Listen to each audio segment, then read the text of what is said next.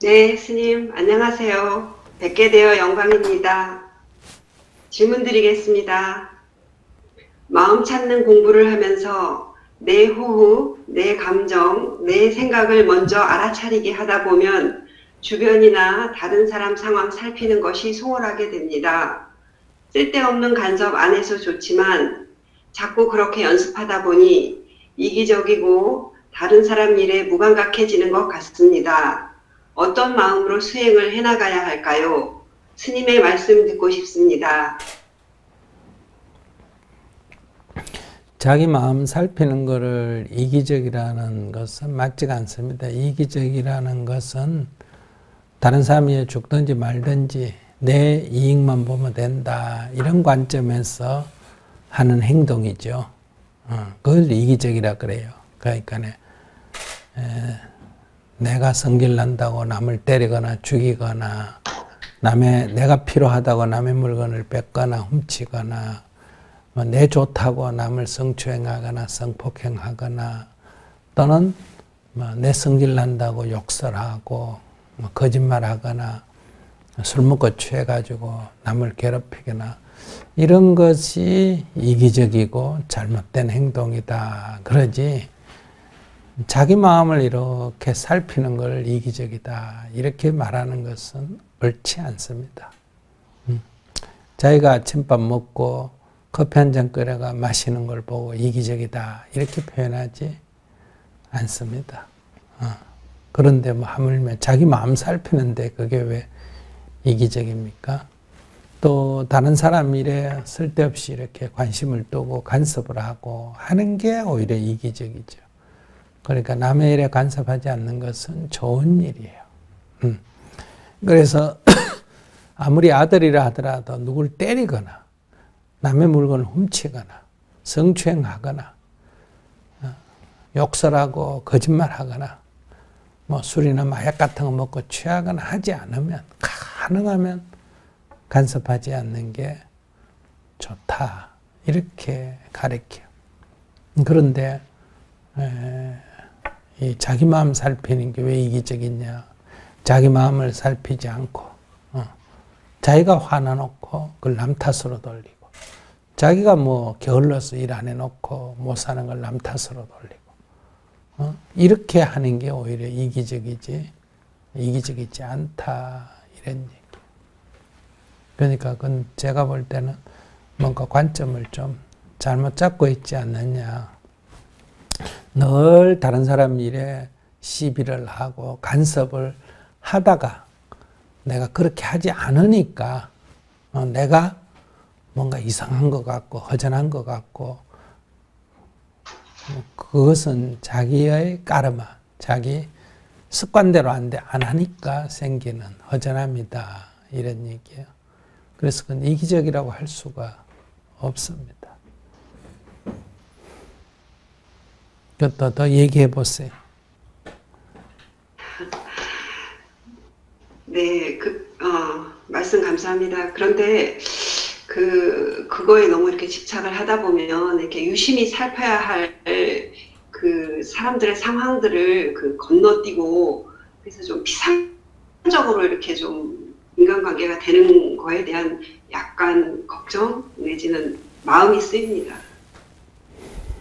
그러니까 직장에서나.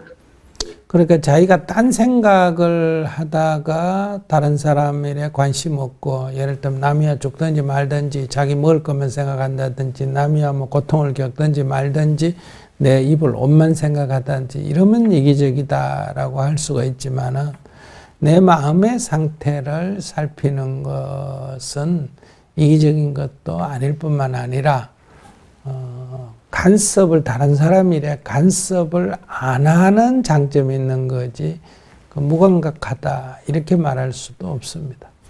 자기가 볼 때 주위 사람들의 아픔을 내가 헤아리지 못하는 것 같다 이렇게 느끼면 자기가 그건 살피면 되는 거거든요.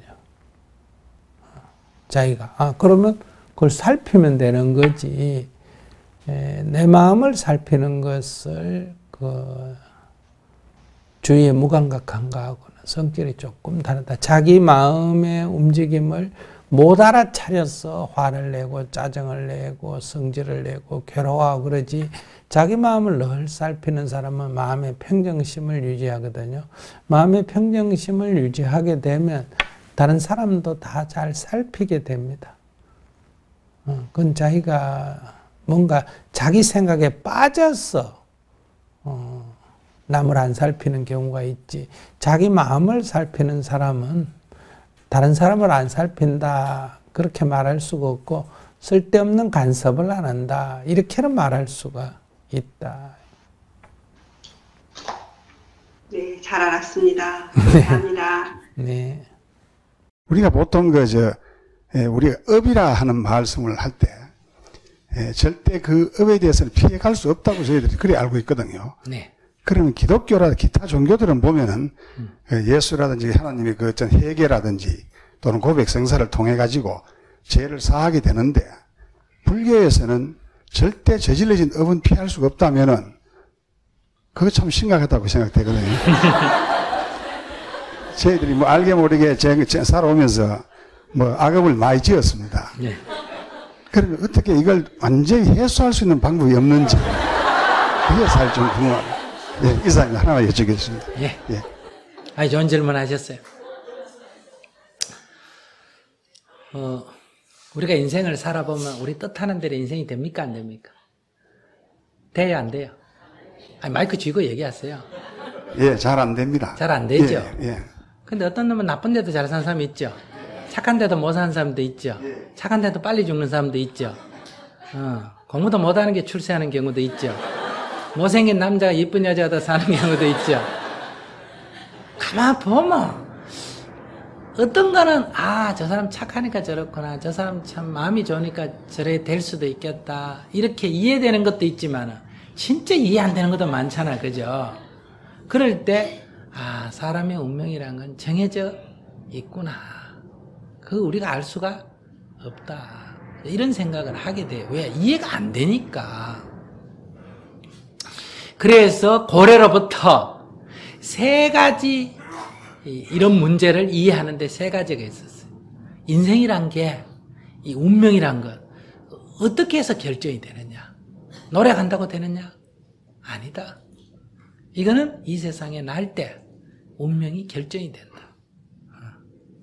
그러니까 자기 의지로 갖고 안 되고 이것의 주인이 따로 있다 이 말이에요. 그 첫 번째가 신이다. 신이 우리의 운명을 주관한다. 그러니까 신은 소위 말하면 작품을 쓰는 사람이고 우리는 그냥 무대 위에 가서 어때요? 연극하는 사람이에요. 그냥 꼭두각시예요. 그래서 신이 우리의 모든 운명을 좌지우지한다. 이게 이제 이 지구상에서 인간을 이해하는 중에 한 큰 부류입니다. 그러다 보니까 우리가 인생이 뜻대로 안 되면 하늘을 원망하는 거예요. 하나님도 무심하시지 이런 말 들어봤죠? 작품 잘못 썼다 이 말이에요.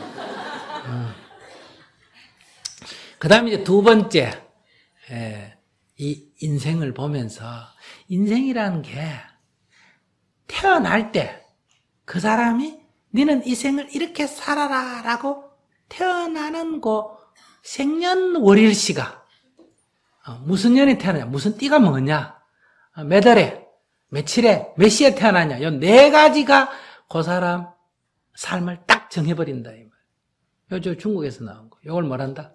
사주라 그래. 사주 팔자란 말 들어보셨죠? 그래서 사주 팔자 타령을 하잖아요.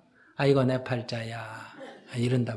우리가 궁합을 본다, 뭐 사주를 본다는 건 다 운명을 좀 알고 싶은 거예요. 하도 뜻대로 안 돼. 도대체 내 운명이 어떻게 됐나? 작품이 도대체 어떻게 됐냐? 우리 늘 현재밖에 모르지 내일 무슨 장면이 나올지를 모르는데 그걸 좀 넘겨가면 보겠다는 거예요, 뒤에. 그래서 자꾸 사주 보는 거예요. 여자는 어떤 여자, 남자는 어떤 남자 만나, 애는 며칠 두고, 뒤에 뭐 돈을 좀 벌리겠는지, 계속 이렇게 공공할 건지, 이런 이제 그 프로그램을 미리 좀 보겠다는 거예요. 이거는 그러니까 자꾸 보는 거, 미리 그걸 좀 봐가지고 어떻게 해결책이 없나 하는 거고, 모든 운명을 하나님이 좌지운대야 할 때 하나님한테 뭐 해야 된다? 잘 봐야 되지. 그러니까 얘는 뭐 나온다, 주로? 비는 거. 좀 잘 봐주세요. 좀 비는 게 나오고. 요 사주를 보는 거는 그래 비는 거 별로 없어요. 그건 미리 보는 거예요. 그걸 좀 잘 보는 사람, 천기누설이라 그러죠. 천기를 아는 사람을 만나가 어떻게 좀 미리 물어보려는 거예요. 미리 물어보면 뭐예요? 정해져 있으면. 그죠? 그래도 거기에 뭐가 있다? 비방이란 게 있죠. 그죠? 방서, 이런 말 들어봤어요? 그래서, 그래, 정해져 있지만 조금 바꿀 수가 있다. 이런 생각을 하게 되는 거예요. 그 다음에 이제 세 번째 인도에서 나온 건 뭐예요? 네가 전생에 지은 그 복과 죄에 의해서 너는 이 생에 이렇게 그 복을 받고 그 죄를 지어라라고 네 태어날 때 네 전생이 너를 딱 정해놨다 이 말이에요. 그러니까 이런 경우에는 또 뭐가 알고 싶어요? 전생이 알고 싶어요. 전생에 내가 도대체 뭐 했을까? 왜? 이걸 알면 현생을 알 수 있다고 하니까 그래서 늘 전생을 알고 싶다. 이 세 가지가 우리가 이 뜻대로 안 되는 인생에 대한 그 답답함에서 나온 거예요. 그래서 여기에 나온 게 인생은 정해져 있다. 운명이 정해져 있다 이거예요. 운명이 정해져 있다를 말한다. 숙명이라요. 알았어요? 이 세 가지가 다 숙명론에 속합니다. 운명은 이미 정해져 있어.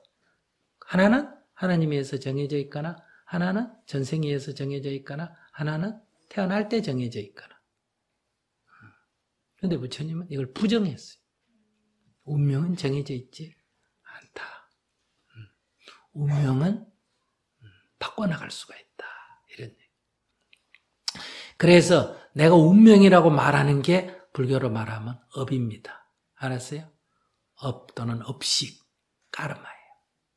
근데 인도에서 쓰는, 불교가 아닌 인도에서 쓰는 운명은 앞에서 얘기한 대로 네가 전생에 이렇게 해서 너는 이렇게 살도록 정해져 있다는 숙명론적 업관이에요.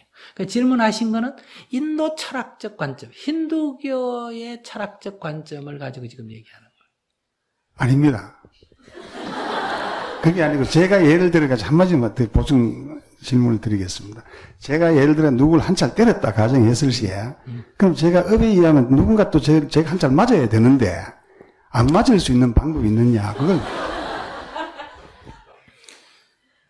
그러니까 그게 인도의 철학이라니까. 그게 인도 철학이라니까. 불교가 아니라니까. 그게 만약에 불교라면 내가 한 대 때렸으니까 반드시 한 대 맞는다는 거는 보복 아닙니까? 그죠? 그럼 부처님이 보복의 원리를 가르쳤겠어? 그게 보복의 원리 아니에요. 우리가 말한 인과응보라는 거 있죠? 인과응보라는 게 자연적 보복의 원리 아닙니까? 자연에 의해서 저절로 보복을 받는다는 원리란 말이에요. 그건 불법이 아니에요. 그러니까 오늘 우리가 불교라고 알고 있는 윤회, 인과응보 이거는 99.9%가 불교 아닌 소리예요. 그래서 여러분들이 늘 헷갈리는 거예요. 불법은 헷갈릴 이유가 없어요. 투명하기 때문에. 여러분들이 듣고 뭐 헷갈리면 좀 생각 다시 해봐야 돼요. 우리가 불교라고 알고 있는 이게 이 세 가지 중에 전생에서 우리의 운명이 결정된다거나 하는 이거는 인도의 힌두교 사상이다 이 말이야. 이거를 오늘 우리 대부분이 불교가 이건 줄 알고 있다.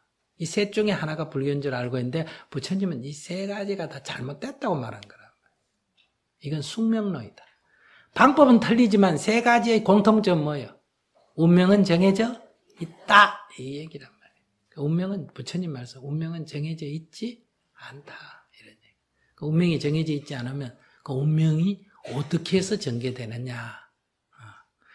현재 이전에 내가 해온 행위, 이 까르마죠. 이것이 현재와 미래, 과거에 내가 해온 것이 현재와 미래에 영향을 준다 이거예요. 영향을 준다. 그러나 그것은 절대적인 건 아니다. 영향을 준다. 만약에 내가 특별한 노력이 없다면 거의 100% 그대로 규정을 받는다.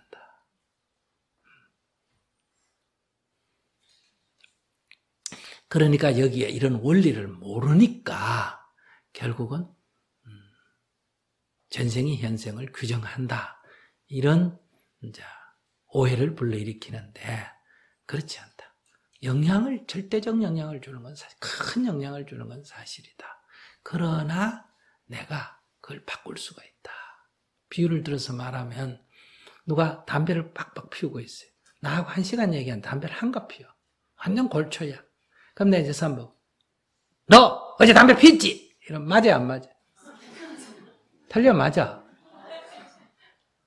100% 맞지? 그럼 저분이 나보고 그래. 아니 스님 어제 나 안 만났는데 어떻게 합니까 그거를? 이야 신기하다. 그걸 안 보고 어떻게 합니까? 안 봐도 알 수 있나? 알 수 있지. 그냥 딱 보고 너 내일도 담배 피울 거야 이랬어. 맞아 안 맞아? 맞아. 그런데 중요한 거는 너 내일 담배 피울 거야 하는 거는 100% 남았습니다. 이 사람 오늘 하루에 한갑 피더라도 내일 끊을 가능성도 있어요 없어요? 있어. 근데 이 사람의 어떤 특별한 다른 노력이 없다면 그것도 100% 맞다 이 말이에요.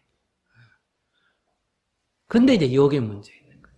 그러니까 이 까르마라는 거는 확정되어 있는 게 아니고 까르마라는 거는 변화하는 거예요. 없던 데서 생성되기도 하고 생성된 있는 것이 뭐 하기도 한다? 소멸하기도 한다. 그러니까 인도에서 쓰는 까르마는 변할 수 없는 거고 불법에서는 그 까르마란 용어는 같이 쓰지만 뭐 할 수 있는 거다? 그건 변화하는 거다. 할 수 있는 거다. 그러니까 변화하는 거다. 변화하기 때문에 뭐 할 수도 있다? 소멸할 수도 있고 변화한다는 말은 생성될 수도 있다. 생성 소멸하는 거다. 이런 얘기. 그래서 재행은 뭐다? 무상하다. 이렇게 말. 그래서 이 무상이 굉장히 중요한 거예요. 무상이 뭐가 중요하냐? 변할 수 없다 하면 여러분들은 운명을 바꿀 수가 없어요. 변할 수 있기 때문에 운명을 바꿀 수 있는 거예요. 그래서 그러면 여기서 일단 바꿀 수 있다고 해야 그럼 어떻게 바꿀 거냐는 방법 문제 아닙니까? 그죠? 바꿀 수 없다면 방법론이 필요가 없어요. 그런 데서 이제 재행이 무상하기 때문에 또 두 번째, 근데 죄인이다 하면 이 죄를 소멸시킬 수가 없다. 죄라는 걸 한번 찍어놓으면 영원히 간다 하면 이거 노력해봐야 안 되잖아, 그지? 근데 이게 소멸된다 이렇게 생각하니까 어떻게 소멸할 거냐 하는 게 과제가 된단 말이에요. 근데 여기 또 하나 중요한 거는 죄라 하는 거는 죄랄 실체가 없다. 이게 중요한 거예요. 이게 무슨 소리다? 모아소리.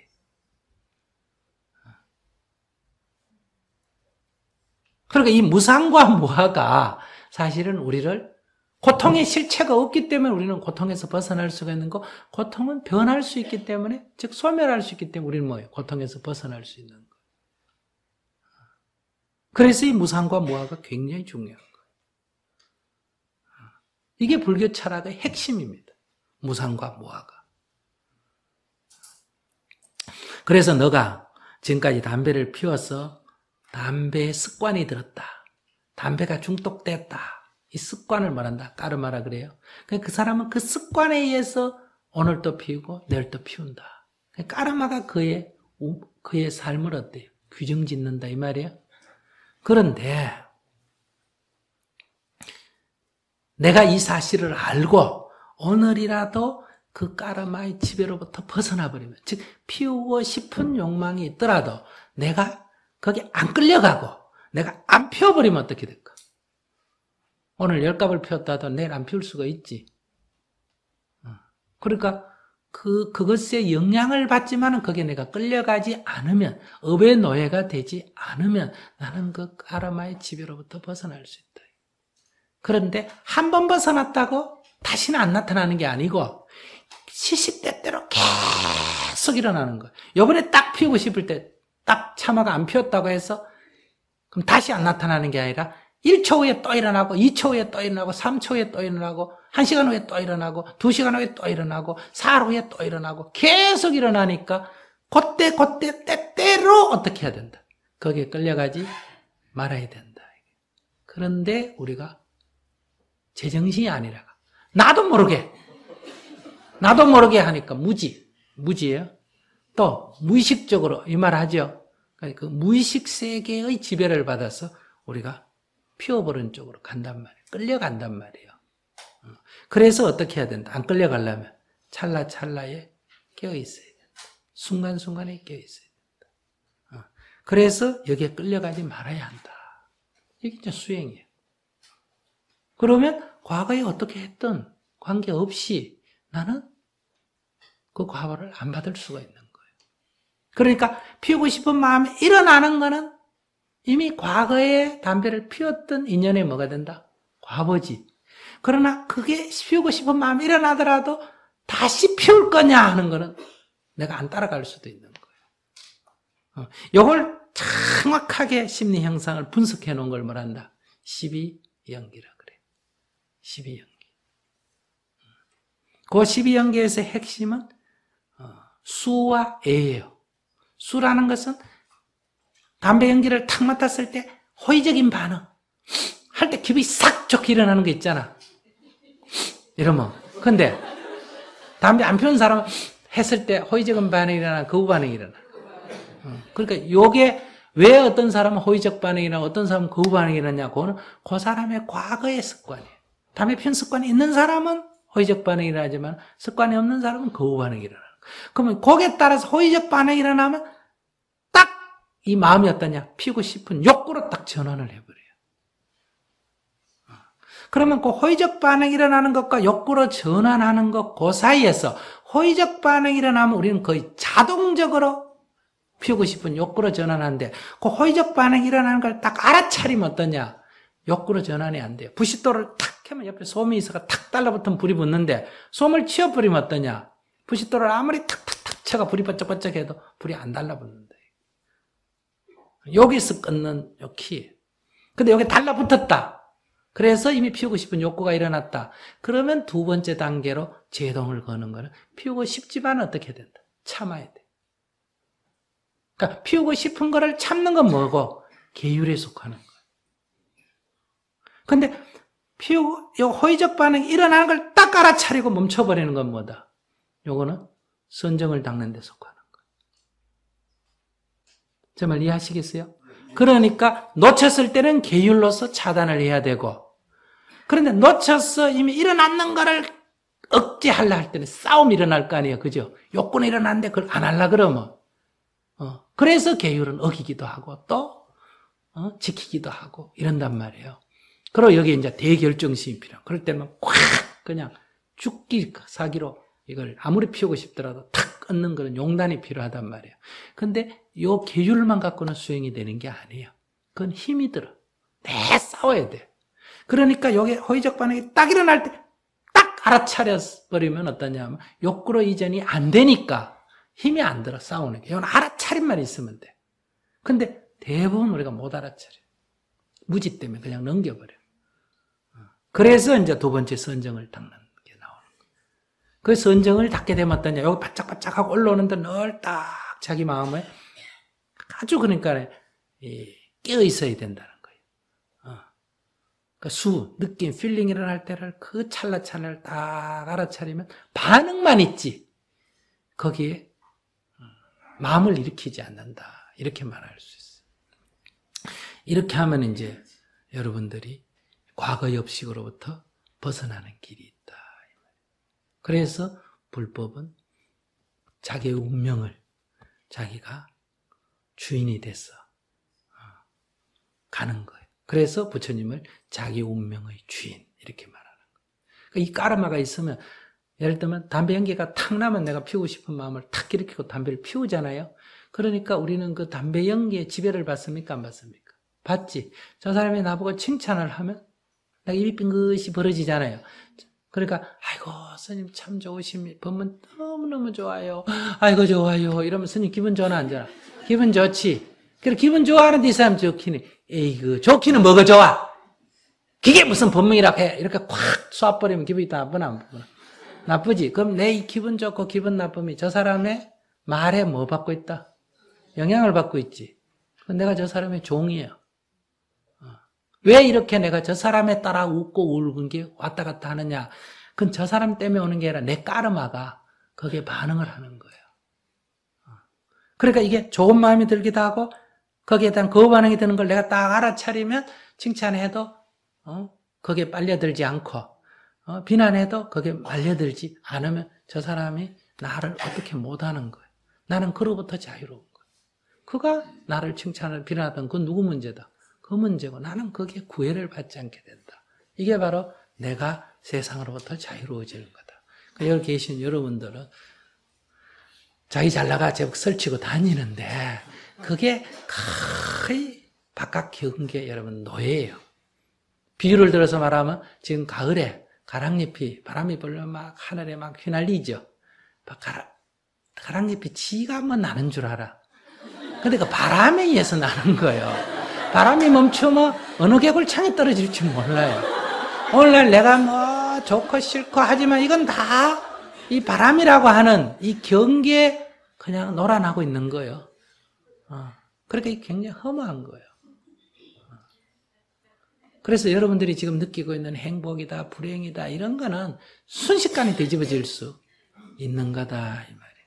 그 주인이 아니에요. 인생의 주인이 아니에요. 자, 그런 데서 불법은 바로 우리의 운명을 메인, 그러니까 정해진 숙명이 아니고 운명을 자기가 창조해 나갈 수가 있다. 그러면 이제 어떻게 해야 자유로워지냐? 내가 한 대 저 사람을 딱 때렸다 이 말이야. 근데 저 사람이 나를 한 대 딱 쳤어. 그랬을 때 이제 첫 번째, 한 대 때려서는 한 대 맞는 거 당연하지. 이렇게 받아들이면 한 대 맞았다고 해서 그 사람한테 또 한 대 때리려는 마음이 드나 안 드나? 안 들면 이건 여기서 끝나버리죠. 이것도 운명을 자기가 바꾸는 거예요. 그러니까 이제 질문자는 한 대 때려놓고 안 맞는 방법이 없냐? 이거는 이제 연구한단 말이에요. 때려놓고 안 맞는 방법이 없냐? 그거는 이제 인연은 지어놓고 과보를 피해가려는 도둑놈 심보예요. 그러니까 때려서 설령 한 대가 돌아오더라도 이 인연의 원리를 알게 되면 이 맞는 거를 그래 당연히 때렸으니 맞아야지. 돈을 빌려줬으니 어때요? 갚아야지 이 말이야. 근데 지금 질문은 돈은 빌리고 쓰고는 갚지는 않는 법이 없겠느냐 이런 얘기란 말이에요. 그런데 원리에 맞지 않다는 거예요. 그러니까 설령 그런 것이 돌아올 때 지은 인연의 과보가 돌아올 때 과보를 뭐해라? 피하지 마라. 피하지 않는 마음을 내면 과보로부터 벗어나게 된다. 이런 얘기예요. 그리고 두 번째, 그런 과보를 받지 않으려면 어떻게 해라? 그런 인연을 짓지 마라. 그러면 그 인연의 과보가 끊어져 버린다. 이렇게 이제 원리를 찾아서 공부를 해 가면 자유로워질 수가 있다. 그 여러분들이 부부가 같이 살면서 저 남자 때문에 내가 인생을 다 괴로워하잖아요. 그 남자가 바람을 피웠다고 괴로워하고 저 남자가 뭐 술물 먹고 들어온다 괴남자고 저 남자가 월급을 받아 집에 안 가져오고 자기가 다 썼다 괴로워하고 이러는데 그 자기는 똑똑한 줄 알지만 다 그 남자 쳐다보고 다 인생을 전전긍긍하고 살아야 돼요. 그게 자기는 똑똑똑한데 그게 바보 같은 짓이에요. 놔두고 나는 내대로 사는 거예요. 난 내대로. 그게 안 맞으면 요즘 같아서 옛날에는 안 맞아도 도저히 헤어질 수가 없었는데 요즘은 어떻게 하는 길도 이 사회가 열어놨다. 안녕히 계십시오 하는 걸 열어놨어요? 안 열어놨어요? 열어놨죠? 그러니까 뭐 안녕히 계십시오 해서 문제를 풀 수도 있고 또 단물이 좀 있어가 그거는 싫지만은 또 좋은 것도 있어요 없어요? 좋은 것도 다 나쁘면 같이 사나 안 사나? 안 살아요. 요건 나쁜데 요건 좋단 말이에요. 그러니까 우리는 요거 좋은 건 내가 취하고 요거 나쁜 건 니 좀 고쳐라. 이러니까 이게 이러지도 저러지도 못하는데 그러니까 요것이 싫으면 좋은 것도 같이 붙여서 버려버리든지 요것이 좋으면 나쁜 것도 같이 섞어서 취해버리든지 결론을 내야 돼요. 알았어요? 그러니까 여러 문제도 내 마음에 안 드는 것도 있지만 여러는 내 마음에 좋은 것도 있다면 요게 더 점수가 많다면 어때요? 요건 내가 가지고 요걸 감수해야 돼요.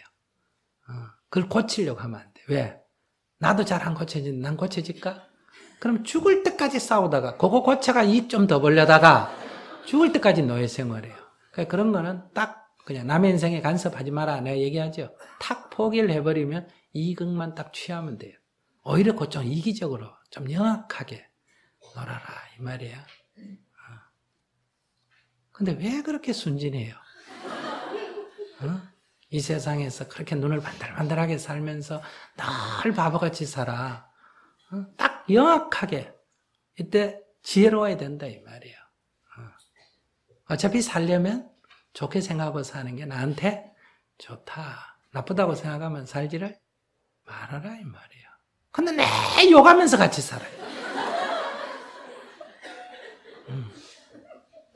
이게 이제 인생을 피곤하게 하는 길이다.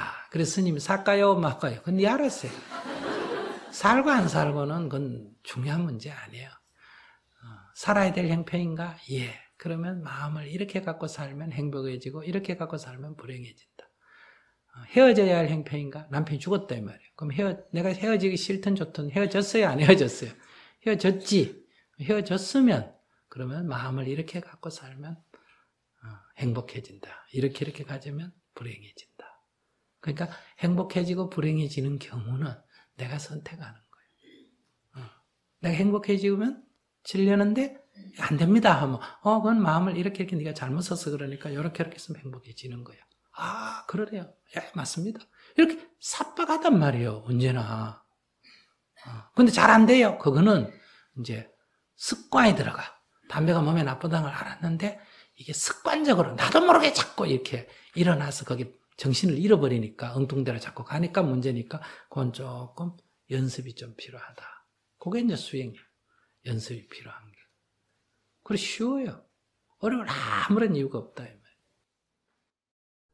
스님, 저는 4살 때 교통사고를 겪었습니다. 네. 왼쪽 다리 위로 공사장 트럭이 지나갔고, 의사가 이제 다리를 자르라고 했는데, 부모님이 이제 여자인데 죽으면 죽었지 못 자른다고 해서, 이제 골수염은 알았는데, 이제 다리는 자르지 않았지만, 뼈 모양도 다르고, 이제 상처도 큽니다. 길이도 다르고. 그래서 사춘기 때 좀 많이 힘들고, 또 이제 부모님은 또 예민한 저를 자주 때리셨고 좀 욕도 많이 하셨습니다. 그래서 저는 좀 필요 없고 또 나쁜 생각도 좀 고등학교 때는 좀 한 것 같습니다. 그리고 이제 그러다 대학을 가고 근데 의외로 이제 남학생들한테 인기가 많이 있었습니다. 그래서 근데도 항상 피해의식, 뭐 나에 대해서 알게 되면 나를 이제 좀 안 좋게 보고 이제 좀 낮게 볼 거라는 그런 눈치를 봤던 것 같습니다. 그래서 항상 잠도 잘 못 잤고 항상 말라 있었습니다. 신경질적이고 네 저밖에 몰랐습니다. 그러다가 이제 되게 운이 좋은 게 신랑을 잘 만났어요. 그래서 결혼하고 2 아이도 낳았습니다. 근데 당연히 이제 시댁과 마찰도 있었고 그냥 사는 게 너무 힘들었습니다. 머릿속에는 다 나를 힘들게 하는 사람들 뿐이고 저는 피해자일 뿐이었습니다. 그러다 스님 법문을 듣게 되고 어느 날 마음속 눈이 녹듯 다른 사람들이 일부러 저를 괴롭히는 게 아니라는 깨달음을 얻고 마음이 편해졌습니다. 그리고 저는 교회를 다녔기 때문에 주로 기도를 많이 했고 또 마음이 더 많이 편해진 것 같습니다. 저는 신랑과 사이도 좋고 시댁과도 좋고 아이들과도 되게 잘 지내고 있습니다. 그리고 요즘은 교회 봉사를 하다가 무대에서 율동을 한 적이 있는데 제 불편한 다리에 다들 별로 신경을 안 쓰는 걸 알았습니다. 제 다리는 제가 아닌 그냥 신체의 일부분이었고 정말 작은 것이었습니다. 그 사실을 제 42에 깨달았습니다. 그러고 나니까 생기가 돋는 게 느껴집니다. 그리고 하고 싶고 할 수 있는 것들이 참 많아졌습니다. 제가 이러고 나니까요. 꿈이 하나 생겼는데 세계 여행을 하는 게 꿈입니다. 근데 열기구도 타보고 싶고 스카이다이빙도 해보고 싶습니다. 근데 이 세계 여행 같은 허황되고 현실과 동떨어진 이런 꿈을 제가 가져도 될까요? 한참 애 키우고 집 사느라 바빠야 되는데 이게 약간 미친 게 아닌가 싶기도 합니다. 애 키워놓고 하면 되지 뭐. 시차만 조금 조절하면 되지. 그래. 지금 하겠다 그러면 약간 반대가 많을 거고 또 엉뚱하다 소리 듣겠지만은 그 꿈이 문제가 아니라 시차를 애들 다 20살 이상 켜놓고 한번 해보겠다. 이렇게 생각하면 아무 문제가 없지. 근데 저는 중간중간 다니고 싶습니다. 그럼 중간중간 다니면 되지 뭐. 조금씩. 그러니까 원래는 태국까지 갔다 오고 내년에는 인도 갔다 오고 그 다음에는 터키 갔다 오고 그 다음에는 영국 갔다 오고 그 다음에는 미국 갔다 오고 그럼 뭐 세계 여행 다 있지 뭐. 그 다음에는 이제 일본 갔다 오고 한 번은 중국 갔다 오고 그럼 10년 계획 잡아가지고 매년 한 군데씩 갔다 오면 되잖아요. 그럼 세계 여행 했잖아. 네, 감사합니다. 아니, 그냥 한번, 되게 소심한데 한번 이렇게 얘기해보고 싶었습니다. 네.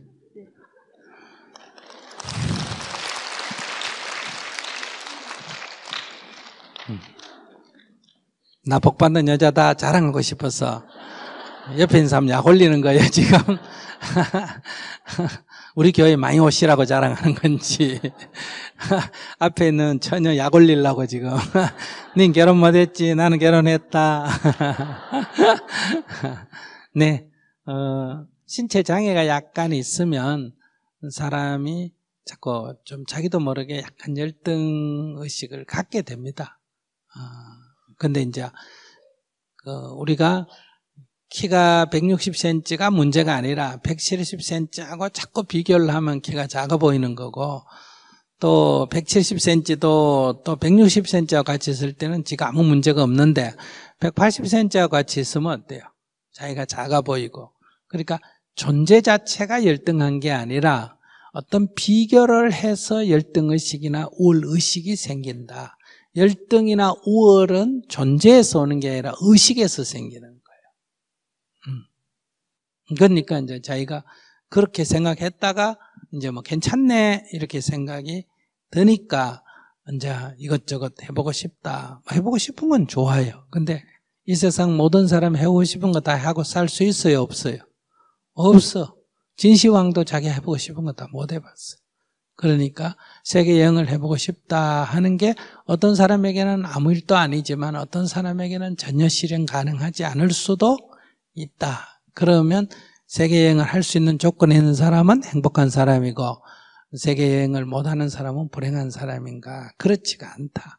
사람은 누구나 다. 그럼 세계 여행은 할 수 있지만 그 사람은 또 어떤 건 또 자기 할 수 있는 거를 못하는 사람도 있고 또 세계 여행은 못하지만은 이 사람은 또 자기 하고 싶은 거 어떤 건 또 할 수가 있는 거고.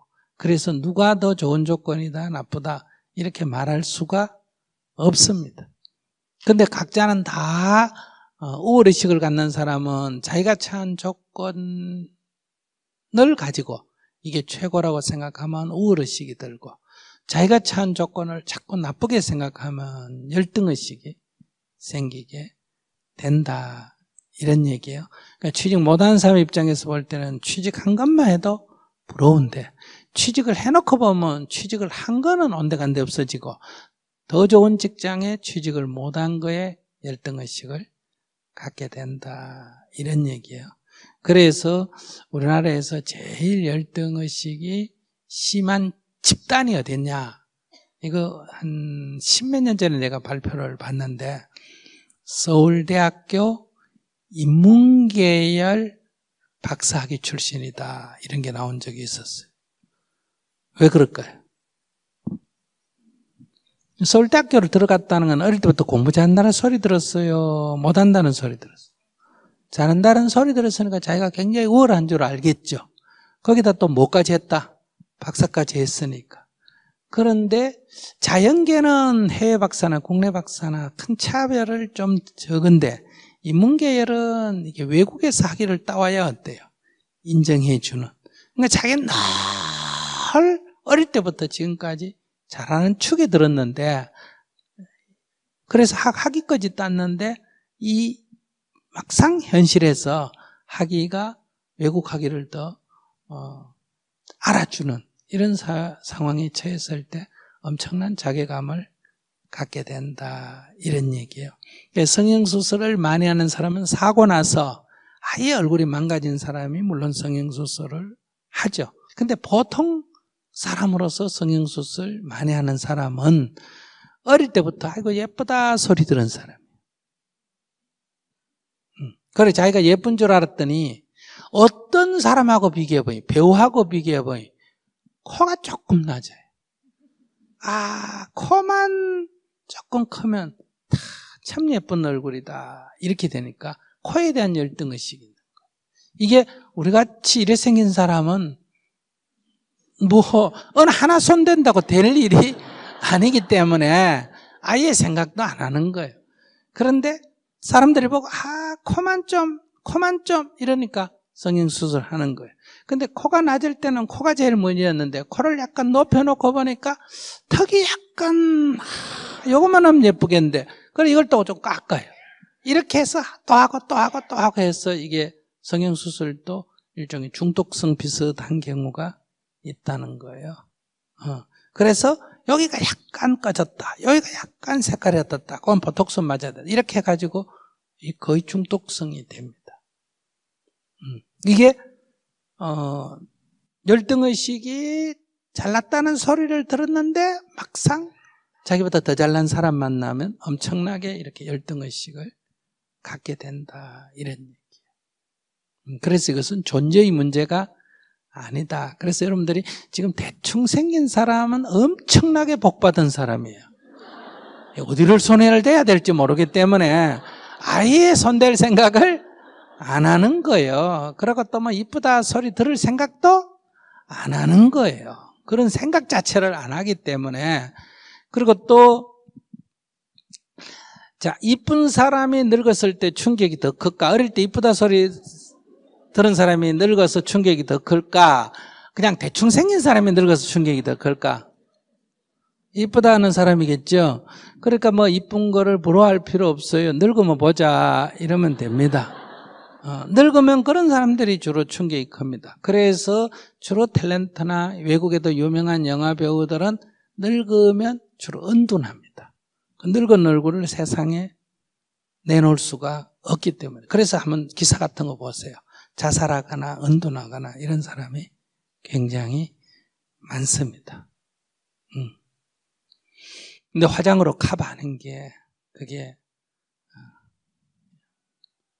일정한 시간이 넘으면 뭐 50까지는 커버되지만 60이 70이 80이 되면 그 커버가 안 되거든요. 그래서 이게 물들여야 되지 그게 일이 굉장히 많습니다. 그래서 세상의 눈의 노예가 된다. 세상이 이쁘다는 그 소리를 듣는 것에 노예가 돼서 살아야 됩니다. 근데 여러분들이 대충 생긴 사람은 그런 노예가 될 필요가 없어요. 내가 그런 사람 봐주면 돼. 그래서 내가 이빨이 대충 생겼다고 어떤 분이 아이고 스님 그 이빨 그거 좀 교정하면 어때요? 그래요. 그래서 내가 그랬어요. 그게 나한테 무슨 문제예요? 그러니까 아이 스님 이빨이 그러니까 문제죠. 그러니까 이빨이 내 눈에 보여요? 내가 보여요? 안 보여요? 본 자기가 지금 괴로운 거 아니에요. 그렇죠? 그리고 자기가 되게 보기가 힘들면 그러면 자기가 돈을 내. 그러니까 이분이 처음엔 그땐 대답을 안 하더니 다음에 가니까 스님 제가 돈을 내겠습니다. 그래. 그래서 내가 그거 교정하려면 1, 2년 이게 뭐 철사로 가마가 이상한 거 있지. 애들은 그거 괜찮지만 스님이 내가 법문하면서 이상하게 이래가 그 되겠어요? 그래서 거기에 대한 보상비까지 같이 주면 하겠다. 자기 좋아라고 내가 이걸 수리를 하는데 그러려면 그것 때문에 내가 입는 손해를 자기가 보상을 해라 이랬더니 그냥 나를 똑 쳐다보더니 기도 안 차는지 하기 싫으면 마세요 이러더니 그래서 얼굴 이쁜 거 필요가 없다는 거 이해하셨죠? 이쁜 사람 누가 봐주면 된다. 내가 봐주면 되지.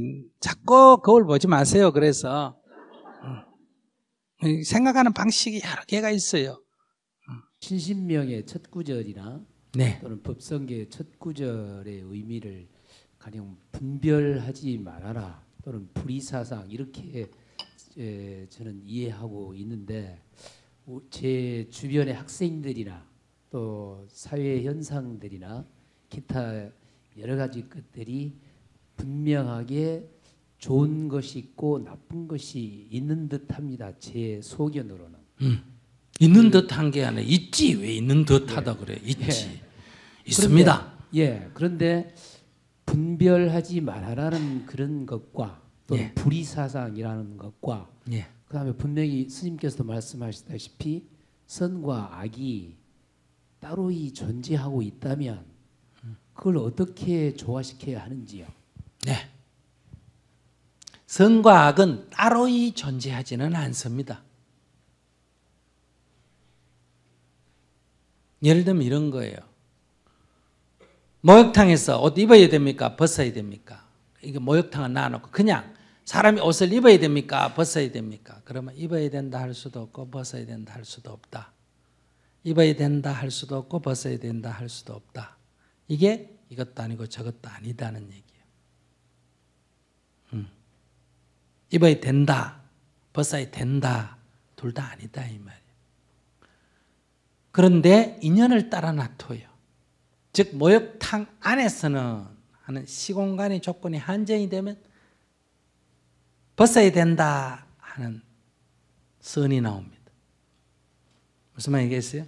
목욕탕 밖이라고 하는 시공간의 조건에서는 입어야 된다 하는 게 나오는 거예요. 그러니까 없다 이렇게 말하면 안 돼요. 시공간을 떠나서는 없고 시공간 안에서는 있다. 그런 시공간 안에서는 있다는 것은 그것은 찰나찰나에 존재할 뿐이지 그것은 확정적이라고 할 수는 없다. 이렇게 말할 수 있어요. 예, 하지만 가령 살인을 한달지 뭐 어린이 유괴를 한달지 이것은 분명하게 악에 속하는 그런 걸로서 응징이 돼야 되는 그런 것일 수 있다 이런 생각이 드는데 5가지는 예. 그래도 근본적으로 그렇다 하더라도 인간 세계에서 5가지는 꼭 지켜야 된다.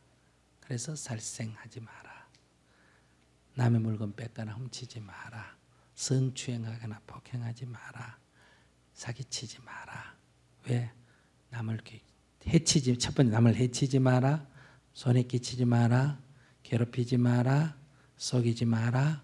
이 4가지는 꼭 지켜라. 이 4가지 빼고는 하나 더 보탠다면 술 먹고 취하지 마라. 왜? 취해버리면 이 앞에 4가지를 다 범해버릴 위험이 있거든요. 그래서 취하지 마라 이렇게 돼 있어. 취하지 마라. 이 5가지는 반드시 지켜야 된다. 이 5가지를 빼고는 개인의 삶에 대해서 너무 간섭하지 마라. 그러니까 우리 아들이 스님 공부를 못해요. 그거는 남한테 해를 끼친 거예요, 안 끼친 거예요? 끼치지는 않았다고. 안 끼쳤죠. 예. 그래서 이거는 야단치면 안 돼요. 야단칠 일은 아니다. 이런 얘기예요. 그거는 대화가 필요한 거예요. 이건 잘못한 게 아니에요. 근데 여러분들은 진짜 잘못한 거는 딱 잘라서 엄격하게 해야 되고 잘못하지 않는 것은 이제 대화가 필요한데 지금 여러분들의 가치관이 흔들리기 때문에 이 잘못하는 거를 그냥 묵인해가 넘어가서 세상을 어지럽히고 잘못하지 않는 거를 야단을 쳐서 아이들이 상처를 입게 되는 거예요. 이게 딱 바로 있어야 돼요. 그러면 방금 말씀하신 5개는 분명하게 그것도 절대적인 건 아니에요. 아, 그것도 절대적인 건 아니에요. 그런데 왜 그렇다? 절대적이라면 사명대사가 어떡하겠어요? 근데 여기서 이제 어떤 거냐? 일본 놈이 나빴어 죽였다. 그러면 사명대사는 살생죄를 범한 거예요. 계를 어긴 거예요. 근데 일본 사람이 저 군인이 한국 사람을 무참히 죽이기 때문에 그걸 살리려고 막았다. 그럼 보살행이에요. 호랑이가 우리 어머니를 물어 죽였다. 그래서 원한을 호랑이를 죽였다 하면 살생이에요. 호랑이가 이웃집 할머니를 또 몰라 그래가지고 그 할머니를 살리려고 죽였다. 그러면 보살행이라 그래요. 그럼 보살행은 죄가 없느냐 그 얘기 아니야. 보살행을 잘 알아야 돼요. 보살행은 살생의 과보를 기꺼이 짊어지겠다. 이게 보살행. 아, 내가 죽여도 난 저 사람 살리려고 이 사람 죽였기 때문에 난 죄가 없다가 아니라 죽인 죄는 내가 짊어지더라도 사람을 살려야 되겠다. 이게 보살이에요. 그래서 보살은 과보를 기꺼이 받는 자예요. 아시겠습니까? 보살은. 그러니까 나는 좋은 일 한다고 했는데 왜 나보고 욕하느냐 이렇게 하면 보살은 아니에요. 보살은 좋은 일을 하기 위해서는 비난도 감수해야 하며 손해도 감수한다. 이거예요. 누가 물에 빠졌어. 건질라니 손이 안 닿아. 그래서 이웃집에 가보니 짝대기가 하나 있어. 가져오려니까 집 주인이 없어. 가져오면 어떻게 돼요? 두 번째 계율을 어겨요. 그럼 놔놓고 그냥 가버리면 걔는 하나도 안 어깁니다. 빠진 건 내가 빠뜨린 게 아니라 지가 빠진 거니까. 계율은 하나도 안 어겨요. 이게 소승계율이에요.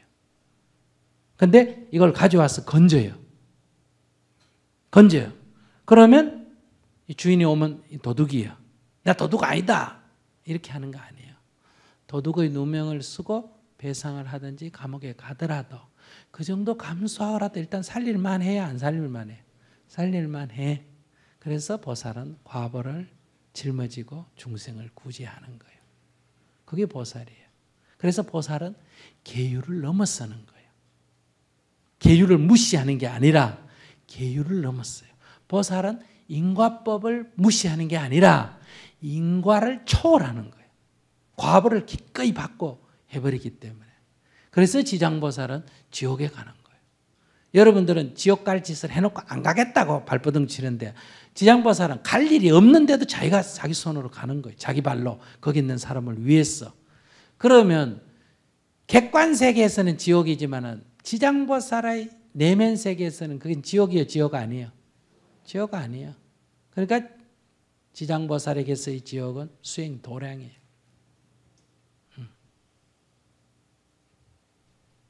근데 여기서 그러면 인과법을 안 지켜야 된다도 인과법을 무시해 이렇게 생각하면 인과법은 있고 보살은 그 인과를 기꺼이 받는 거예요. 그러면 그의 내면의 세계에서는 인과가 초월해버려요. 좀 어렵나? 알듯합니다. 네. 알듯 모를 듯해. 예. 여기까지 가야 소승 갖고는 이 사회 실천 활동은 잘 안 됩니다. 보디사트바, 보살이 정토를 건설한다잖아. 정토를 건설하는 게 아까 저분 좋은 일 한다고 막 하면서 괴로우면 그건 수행자가 아니야. 그 속에 자기 해탈이 있어야 돼. 지향보살이 지옥에 가서 막 힘들어하면서 중생 구제하면 보살이 아니에요. 수행자가 아니에요. 아시겠습니까? 까마귀 노는 곳에 백로야 가지 마라 그러면 보살이 아니에요. 보살은 자기 몸에 때를 묻히고 중생의 때를 닦아내버려요. 걸레처럼. 우리는 더러운 곳에 가서 내가 따라 물들어. 이 범부 중생이에요. 현자는 까마귀 노는 곳에 백로야 가지 마라 해서 안 가. 때 안 묻으려고. 보살은 그 더러운 곳에 있으면서 물들지 않아. 이게 세 번째 단계예요. 그런데 이거보다 한 단계 더 높은 게 있어요. 네 번째 단계는 가서 내 몸에 때를 묻히고 상대를 깨끗이 해버려요. 그래서 과보를 받고 중생을 구제하는 거예요. 이게 네 번째 단계예요. 그러면 첫 번째 단계하고 똑같아요. 때가 묻죠, 그죠? 첫 번째는 따라 묻어서 니도 묻고 나도 묻는데 네 번째는 내가 그것을 집어쓰고 중생을 해탈케 하니까 이건 전혀 다른 얘기예요. 물놀이 갔다 물에 빠져가지고 허부적대는 게 첫 번째 단계라면 진주족에 따라 물에 뛰어들면 네 번째 단계예요. 물에 빠진 건 똑같아요, 안 같아요? 똑같아요. 남이 옆에서 보면 똑같이 물에 빠져 있는데 하나는 빠져가 살려달라고 허우적대고 하나는 물에 들어가서 보석을 캐는 거예요. 그러니까 이 세상에 같이 논다고 같은 거 아니에요. 천양지차예요. 이런 거를 정리한 게 사법계, 네 가지 법계다. 첫 번째가 일사자를 쓴 사법계, 두 번째가 리법계, 세 번째가 리사무예법계, 네 번째가 사사무예법계라 그래요. 이제 환경에 나오는 건데 이게 이제 보살의 세계예요.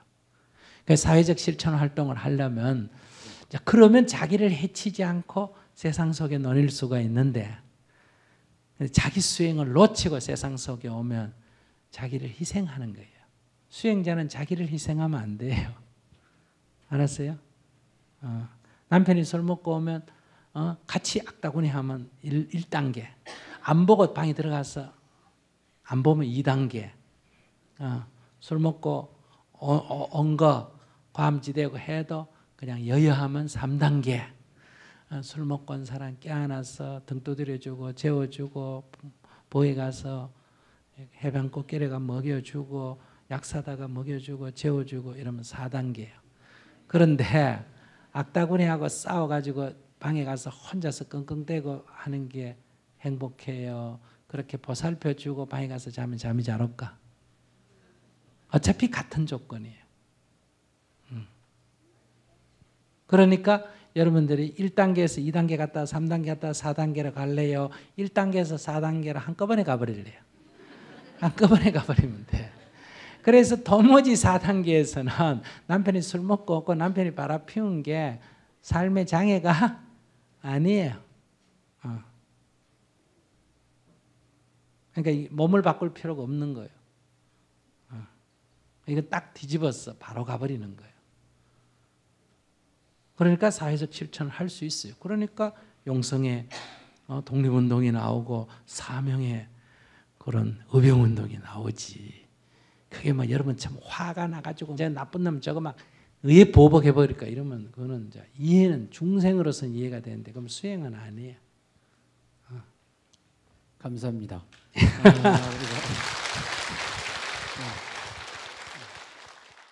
자기를 발견하는 그런 수련 한번 하고 나면 미용이 아주 좋아요. 마음의 업식, 무의식을 청소를 해야 되거든요. 그걸 청소해버리면 좀 밝아지고 가벼워져요. 그러면 굳이 화장 안 해도 얼굴이 아주 좋아져요.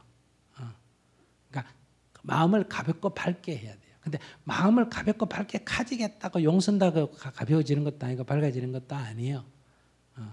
그 무의식에 스며 있는 상처들, 즉 살아오면서 지금 쌓여 있는 상처들을 좀 소재를 해야 돼요. 그게 이제 업장참회다 이렇게 볼 수 있죠. 근데 진짜 업장참회가 뭐라고 돼 있어요?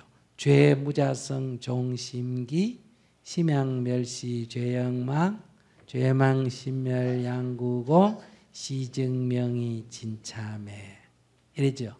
진짜 참회는 내가 잘못했습니다 하는 게 참회가 아니라 잘하고 잘못한 게 본래 없다는 걸 깨쳐버리는 게 뭐다? 그게 진짜 참회다. 죄라고 하는 거는 무자성, 스스로의 성품이 없다. 이게 죄다라고 할 게 없다. 그럼 어떻게 해서 생긴 거냐? 종심기, 마음을 따라 생겨났다. 이때의 마음이란 건 어리석다. 이러니 어리석은 마음 따라 생겨난 거다. 만약에 어리석은 마음이 없어져 버리면 뭐도 없어진다? 죄업도 없어져 버린다. 그래서 죄도 없고 어리석음도 마음도 없는 텅 빈 그 자리가 진짜 참회다. 이런 얘기예요. 그러니까 상대가 네 나쁜 놈이다. 그러니까 용서해 주겠다. 용서해 준다는 건 누가 잘했다는 거예요? 자기가 잘했다는 거예요. 그러니까 근본 또래에서는 용서할 게 없습니다. 용서해 줄 게 없어요. 근본 또래를 알면 용서해 줄 게 없어. 그러니까 아까 엄마의 그런 거를 생각 따지면 좀 잘 안 돼요. 내 같으면 다만 엎드려 절해라. 부모한테는 감사기도만 해라. 따지지 말고. 부모 없었으면 니 낳겠니? 못 낳습니다. 여기까지 온 건 누가 키웠니? 부모가. 그럼 나머지 소소한 건 보지 마라. 다만 절해라. 감사의 기도만 해라. 이렇게 말해야 돼. 따지면 천하야. 이거 한번 따지기 시작하면 끝이 없나요? 그런 거는 따져서 해결하는 게 아니라 덮어야 돼.